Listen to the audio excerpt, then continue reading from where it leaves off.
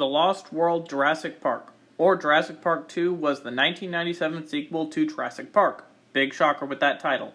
Anyway, 4 years after the events of the first film, John Hammond is ousted from InGen by his nephew Ludlow, who plans to get dinosaurs from another island that InGen had cloned dinosaurs on in order to save the company. Ludlow hires Roland Tempo and mercenaries to gather dinosaurs, and Hammond then sends Jeff Goldblum and a team to the island to document dinosaurs to make it a nature reserve or something like that.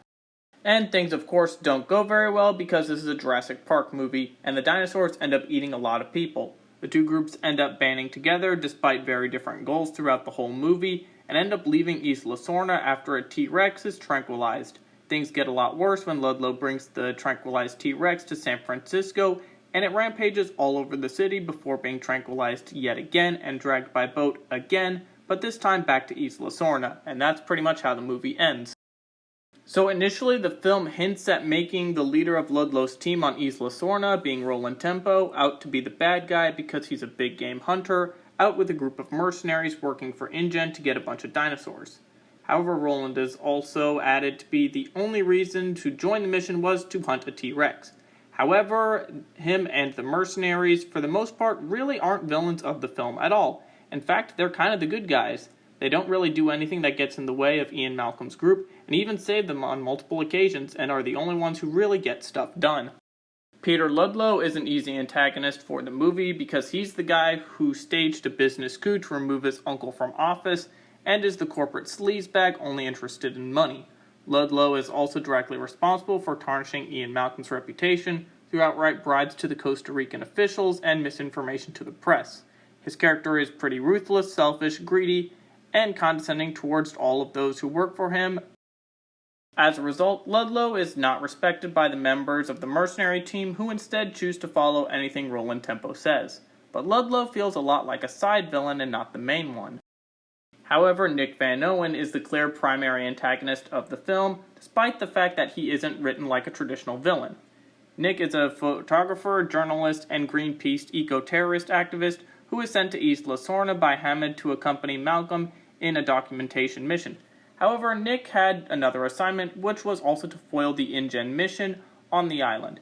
Nick causes just about every problem that the characters in the film come across, and is directly responsible for those which he didn't cause, but his character is never treated like a villain.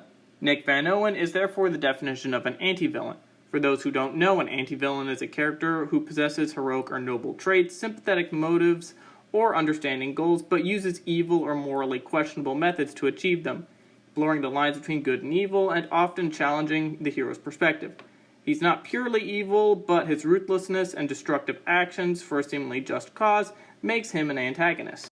To start, Nick thinks he's doing the right thing by saving a baby T-Rex, but also sets all the dinosaurs free, which results in the InGen campsite being absolutely destroyed just as the parent T-Rexes arrive and lots of people die.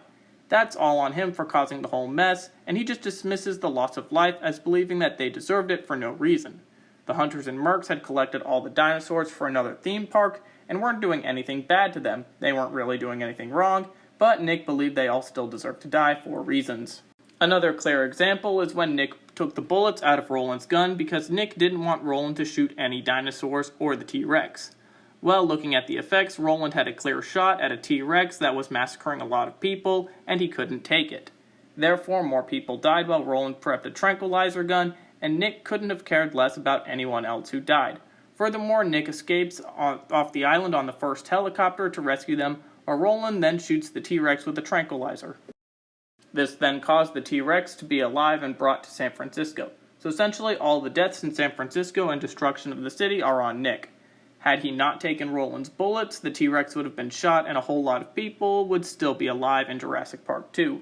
Nick never considers any ripple effects or consequences to his actions and is never held accountable for any of it.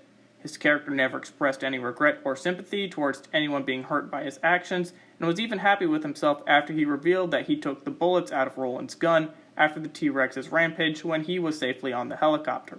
Roland, on the other hand, is the exact opposite and saves lots of people's lives and expresses sympathy towards Ian Malcolm's team, which is something that Nick didn't do on the other side. So yeah, Roland was the good guy, Nick was the villain, and the hunters and mercs were the good guys. And that's my theory on Jurassic Park 2's main villain.